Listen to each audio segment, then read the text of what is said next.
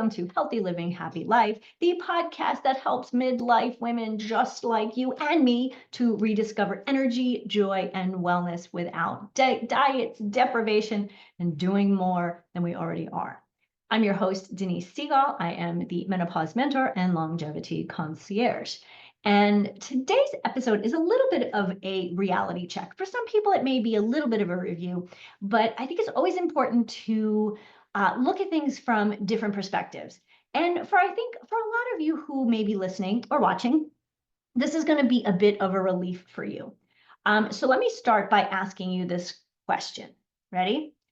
What if the fatigue, the stubborn weight, the cravings, and the burnout that you're feeling, whether that's you're tired all the time or you're frustrated or brain fog, any of those things, all of those things that you're feeling, what if they're not signs of that you're doing things wrong, but it's a sign that your body is saying it needs something different? So let's dig into that, okay? So one of the things we struggle with in midlife is weight gain. We just do. There are some people who miraculously, and I'm envious of these people who do not struggle with this at all. But for the most part, most women are struggling with 10, 15, 20, sometimes up to 50 pounds. And, we chalk it up to, oh, we had kids. Oh, we have a busy life. Oh, my metabolism is slowing down. All of the things, right? But let's talk about one of the hidden, not so hidden drivers, or one of the drivers behind this midlife symptom, okay? Chronic stress. Now, when we were younger, when we were in college, we had stress. If we were not working and had kids at home, that was not me. There was stress. But, as the years have gone on and all of this stress keeps building on top of more stress, right? Think about this. In midlife now say you're 50, you may be 45, but guess what? You're still approaching midlife.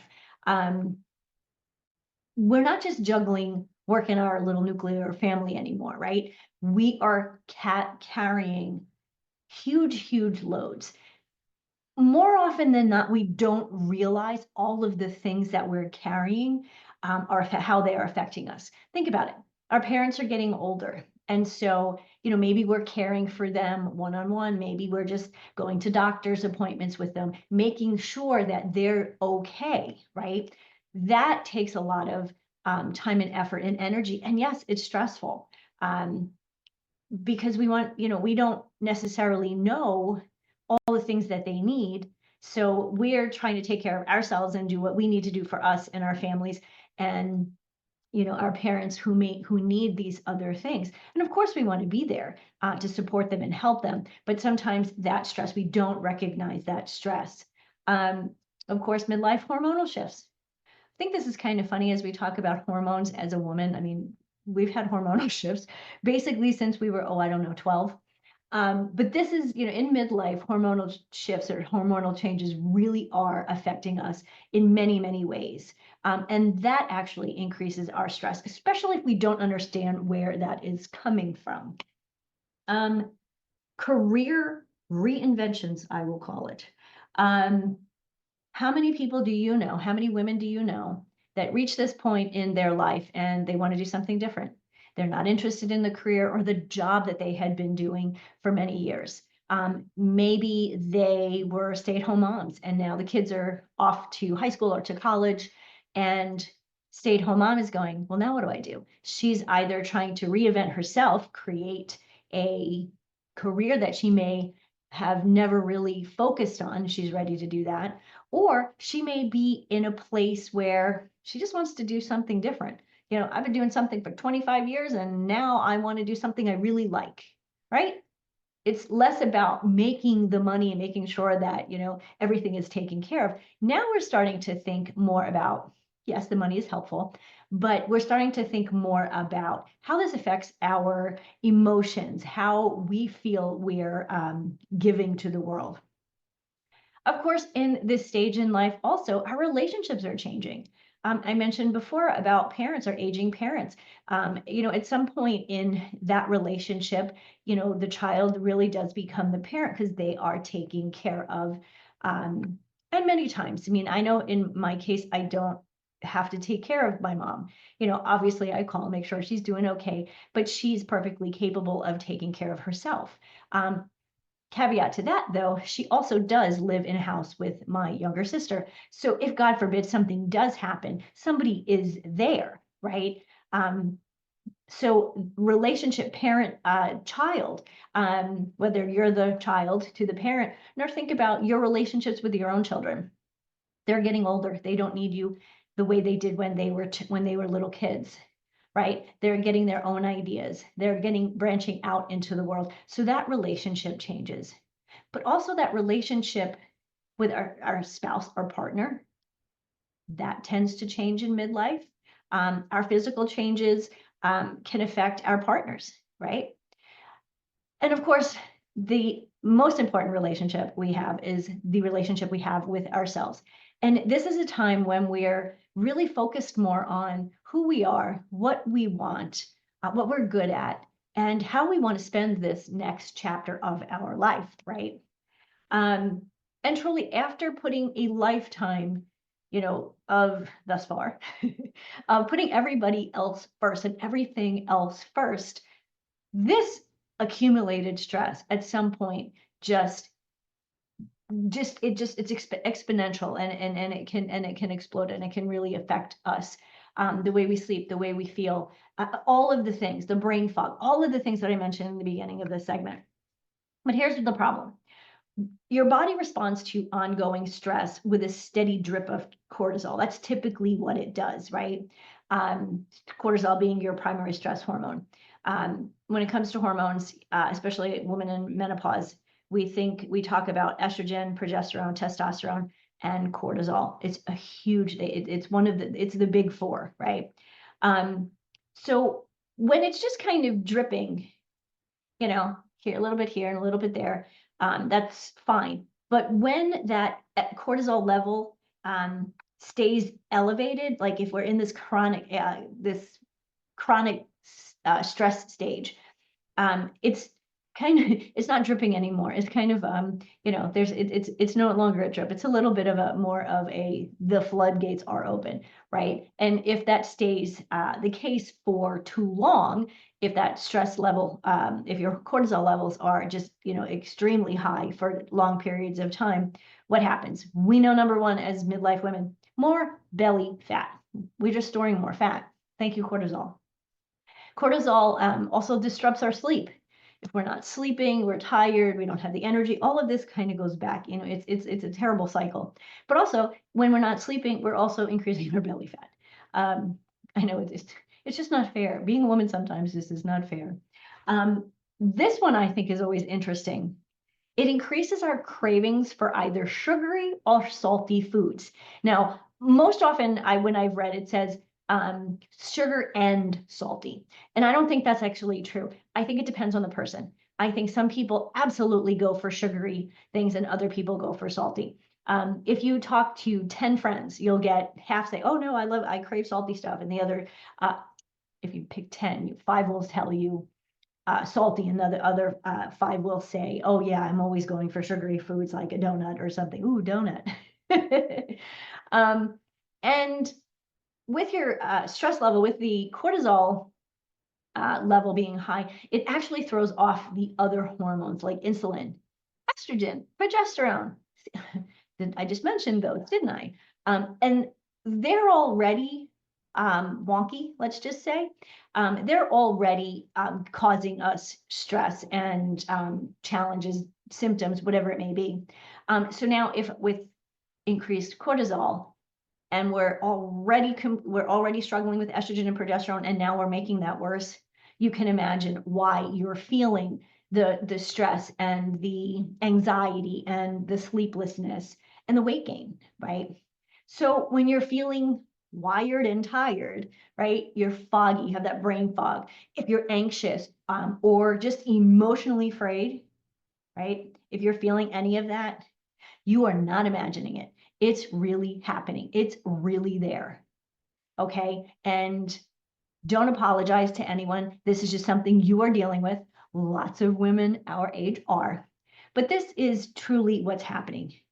Our nervous system is basically saying, hey, we're done, right?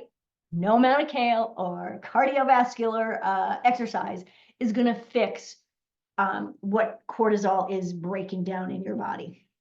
So what we need to focus on here is figuring out how to decrease your stress. Okay, so stress. I got myself a little stressed out over there. Get myself a little wired and worked up a bit about that. So as midlife women, and this part really gets me fired up. We are told, because we want to lose weight, right? Because of that belly fat. Usually it's that mental belly, that tire mostly.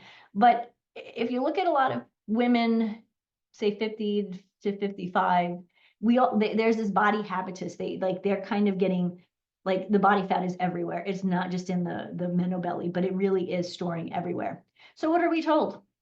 Oh, just eat less, work out more, have more discipline. Seriously? All of those things are actually going to increase your stress level. It's bad advice, it's outdated, and it is dangerous. Yes, I said dangerous. Extreme calorie restriction and over-exercising can actually increase your cortisol. Well, it doesn't can actually, it does increase your cortisol. So there are so many of these diets out there, for, 5 days, you eat 800 calories, but you're still living your regular life, right? Only eat 800 calories, still do the things you're normally doing. Maybe that's exercise, maybe that's walking, maybe that's working, maybe that's taking care of your aging parent and your home and your household or your business, right? And now you're not eating. So what this actually is doing, it's actually slowing down our metabolism. Our metabolism is already slowing down. Why do we want to slow it down more? We don't. This actually sends the body into fat storage or survival mode. So think about it. If you're, typically, so if somebody my height, my size, I'm 5'1" if I'm lucky. The amount of calories I should eat a day, and this is based on all the numbers and kind of running all the numbers. My calorie intake is about 1,400 calories a day. Now, I do work out 6 days a week. A few days, those are 3-4 mile runs, and a few of those other days are strength training days. So, okay, so if I'm doing 1,400 calories and I burn 500 calories off, or let's just say I burn 400 calories off during a workout, that means I've always only given my body 1,000 calories. Okay, maybe I could do that, here and there. But is my body actually breaking down as I'm trying to build muscle? Am I actually breaking down? Am I holding onto fat instead of releasing it? Probably, right? So we have to really pay attention to the amount of calories, quality calories going into your body if you're going to be exercising, right? You have to know how many, calories in, calories out does account for something. Counting accounts for something. And people will say, oh, no, you don't have to do that. And I'm not saying it's something you need to do like religiously, like, every single bite. I mean, I'm not that good. I go through phases where I'm calorie counting. I was been away for the last 3 weeks, so I've been on vacation. And you know what? I got to pay attention because, I gained a few pounds. Well, I want to get rid of those few pounds. So yes, then I'm going to calorie count more. It's not actually, that's not completely true. It's more about writing down and looking at what I'm eating as opposed to how many calories are in that.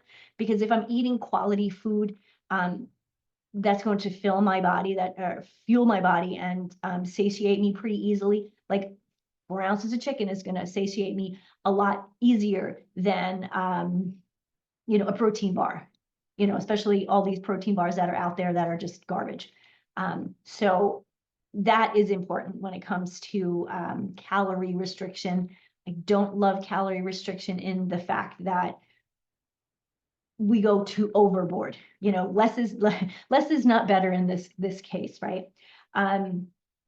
So yeah, the fact that you're eating fewer calories, and maybe that 45, 60-minute spin class that you're taking once or twice a week, if you're still cardio crazy, that's actually going to spike your stress level.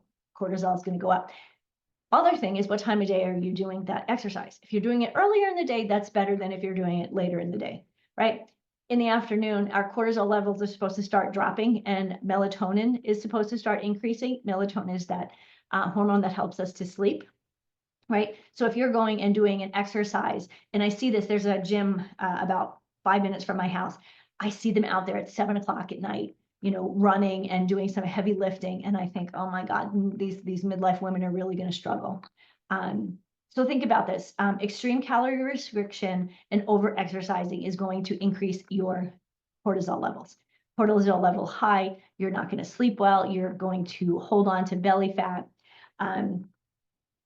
which of course we're trying to get rid of at this stage. So this isn't about, I'm not telling you, oh, you should be lazy, or you should eat whatever. No, not at all. This is about being smart, right? In midlife, your body doesn't need punishment, right? I mean, I was an athlete. Well, I still am an athlete, but a real competitive athlete when I was younger, and I would push, push, push. Yeah, I could do that then. I can't do that as much now, right? And if I am pushing, it's for a much shorter period of time. So again, your body needs nourishment at this time, and nourishment includes sleep and rest and recovery, not punishment, okay? Which extreme calorie restriction and over exercising that is punishment for your body. So instead of doing another one of these 30-day challenges or a diet, ask yourself this. Before I even go there, these diets, programs, 30-day challenges that we often follow because we see somebody on Facebook or Instagram and they look great and they say the right things. I just want to point out, if you're a woman who's 50, a personal trainer or a coach who is 25 or 30 or even 35, they don't understand your body. So what's working for them probably worked for you when you were that age, but it doesn't work anymore. So if you're going to do a 30-day challenge, make sure you're doing it with somebody who it's age appropriate. Okay, we do age appropriate with movies, right? With video games. Now we're doing age appropriateness with workouts and 30-day challenges. So anyway, so instead though, what I think is more important,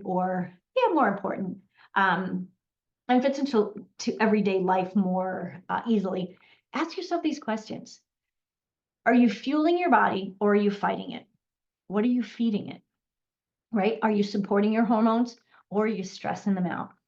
Okay. Are you moving for energy or burning out? And that's those over exercising. I mean, it's one thing. And I remember a day a bunch of years ago, my sister and I had it 30 minutes. We were at the gym. We both got on the elliptical machine. And for 30 minutes, I can do anything for 30 minutes, well, for the most part. And since I only had 30 minutes for this exercise, and again, this was probably, maybe I'm going 10 years ago. So if I'm 54 now, I was 44 and she was 41. So we got on the elliptical machines and she's there having a good time. If you're just listening and you're not watching, I'm just really slowly moving, like pretending I'm on a elliptical machine. And here I am. Okay, I've warmed up. Now I've got 25 minutes to do a workout and I'm out. I'm here. I'm huffing and puffing. I'm going crazy on the elliptical, right? I could do that easily back then.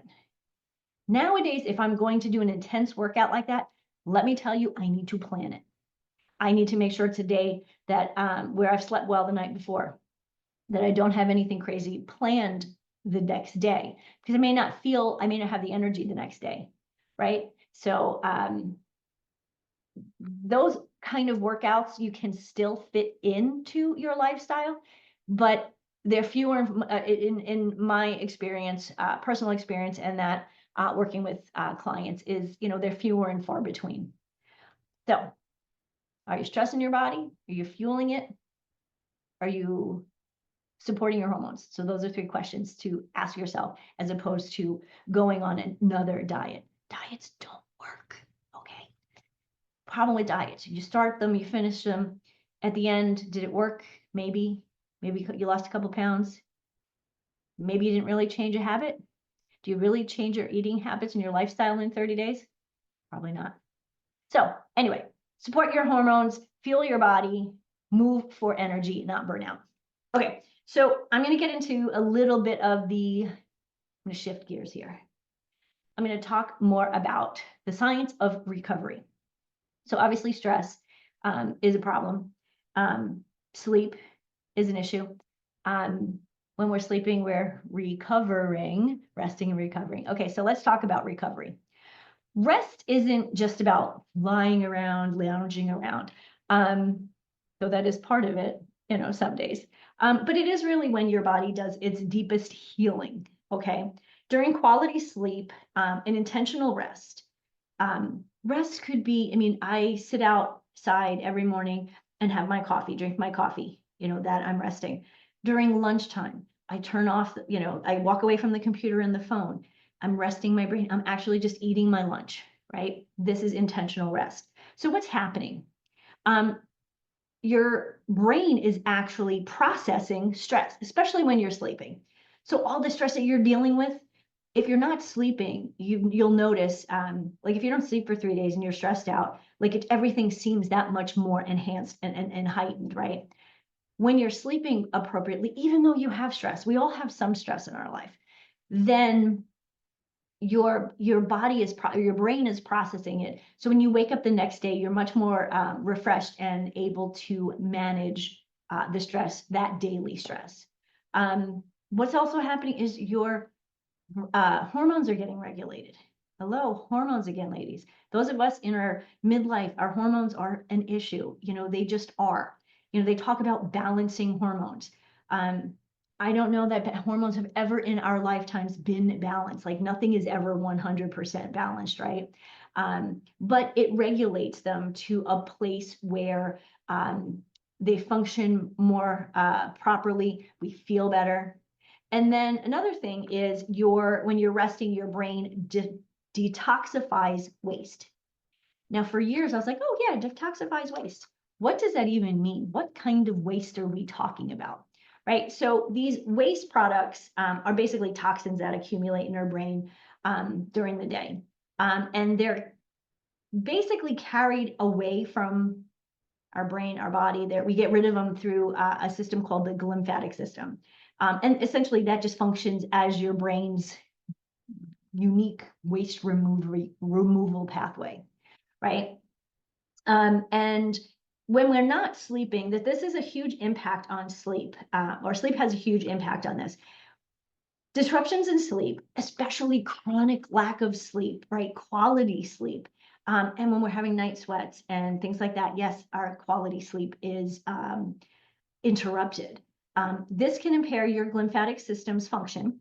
Okay, talked about how that's your waste removal, and potentially lead to buildup of toxins and increase risk of cognitive decline and neurological disorders. Yes, I said that, and I mean Alzheimer's and dementia.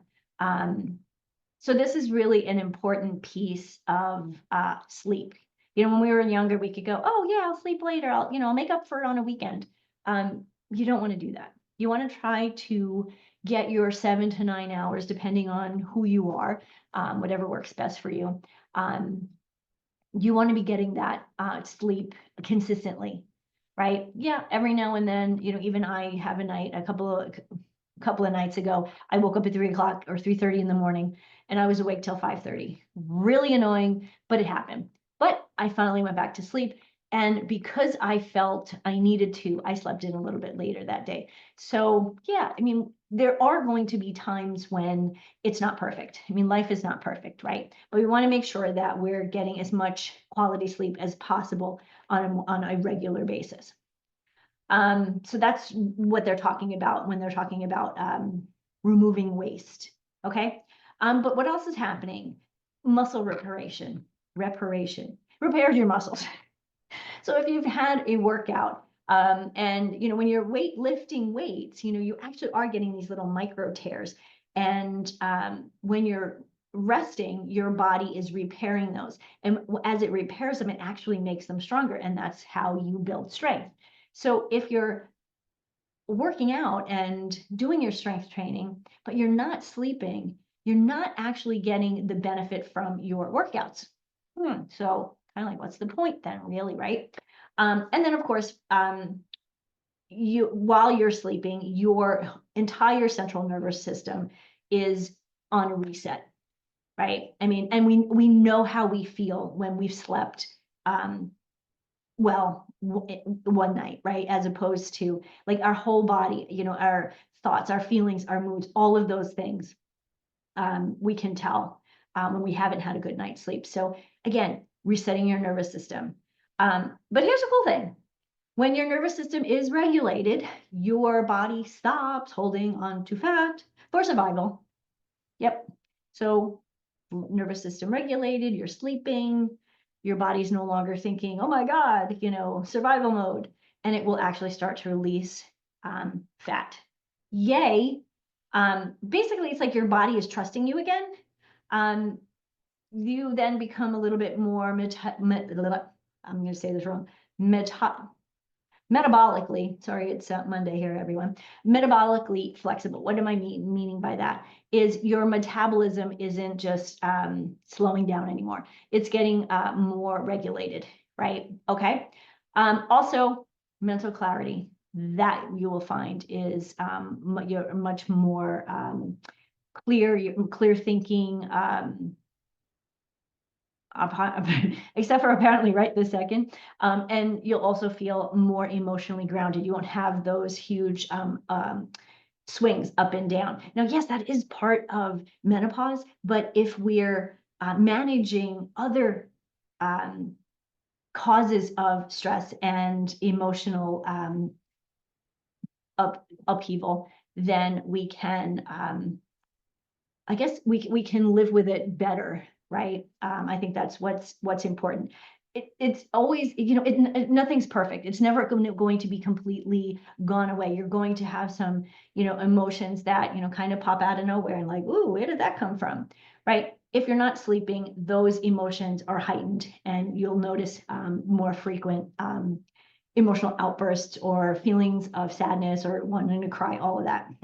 Anyway, so basically rest is like plugging in your phone. It's like plugging in your internal battery. Okay.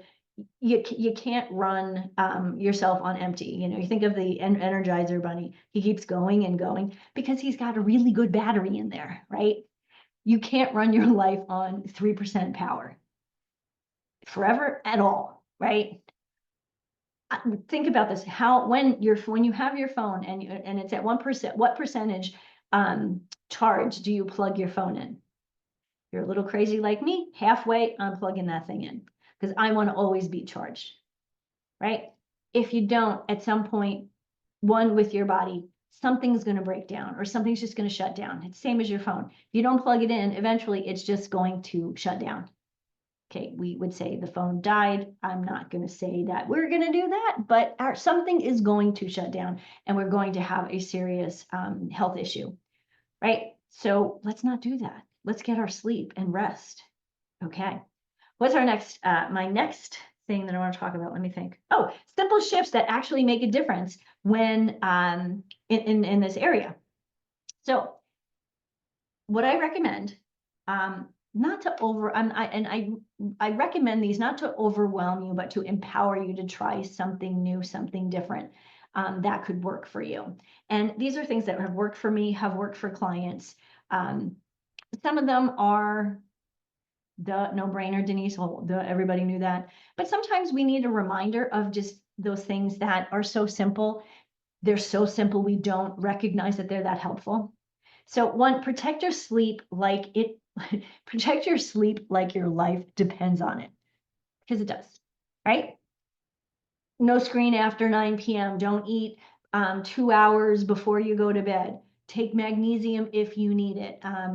And find a calming bedtime ritual, whether that's listening to music, meditation, reading, but not reading on an iPad or your phone, right? Because that's screen time. Nourish your body. No, nourish before you restrict. There I go back to calorie restriction, right? We want to balance your blood sugar with whole food, proteins, healthy fats. So, your veg and fruits, your beans and legumes, nuts and seeds, healthy protein and healthy fats. Those are going to regulate both your cravings, but also your cortisol, which is what we started talking about initially when it came to stress. So again, this is about nourishing your body, not restricting calories, okay? Move for joy, not punishment. Okay, we talked about that. Try walking, stretching, strength training is essential here. But I'm not talking like boot camp crazy. Yeah, I know a lot of people do that. And I've tried that in the past. I've actually hurt myself twice while I did that. So it's not about that. It's about smart strength training with an appropriate trainer or following an appropriate age-appropriate program, right? Or just do something fun. Dance in the kitchen while you're making dinner, okay? Dance like nobody's watching. Well, most of the time, if I'm in my kitchen, nobody is watching, so what the heck, right? Your body will respond better to respecting your body, loving your body, than it will anytime when it comes to resistance or restriction, okay? Create moments of recovery. So we're talking about stress, sleep, recovery here. A 10-minute meditation, journaling, a quick walk outside, or even saying no to something that drains you are so nourishing, right? You need this time for you. It's not about being selfish. This is about giving your body what it needs, giving your mind what it needs, giving your soul what it needs, right? So my final thoughts, what if your symptoms aren't signs of failure, right? They're signs that your body just wants to feel safe again. It just needs something different, right? What if you don't need more? You just need to know it works for you now, where you are in this stage in your life. Stop blaming yourself and start listening to the messages your body is sending you. Your body is brilliant. It knows what it needs. We just have to actually pay attention and listen. So we know you are not broken. You are not lazy. You are not failing. This is just your calling, and it's a calling for a better way for you. One that supports your hormones, your nervous system, and your whole body. Right? Body, mind, and spirit, right? Eat real food, make good decisions, be accountable. All those three things I talk about in my book, Healthy Living, Happy Life, a practical path for finding a healthy lifestyle that works for you. Everything I talk about is based on those three principles. And everything I talked about today fits into one of those categories. So let's make sure we're supporting our hormones, our nervous system, and our body, mind, and spirit. So a couple things. If this episode resonated with you, please, please, please share it with a midlife woman who needs to know, one, she's not alone and that there is help out there.